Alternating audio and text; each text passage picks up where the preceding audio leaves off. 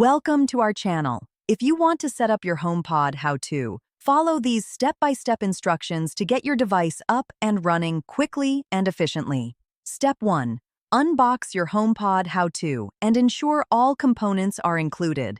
Check for the device, power adapter, cables, and quick start guide. Step 2. Download the official app for your HomePod how-to from the App Store or Google Play Store. Create an account or sign in if you already have one. Step 3. Power on your device by connecting it to a power source. Wait for the indicator light to show that the device is ready for setup. Step 4. Open the app and follow the on-screen prompts to add your new device.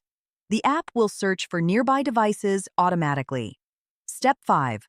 Select your HomePod how-to from the list of available devices and follow the pairing instructions. You may need to press a button on the device to initiate pairing.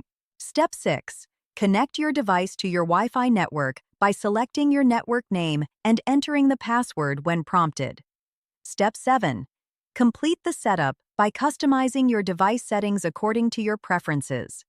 This may include naming your device, setting up notifications, and configuring advanced features. Step 8. Test your device to ensure it's working correctly. Check all functions and features to confirm successful setup.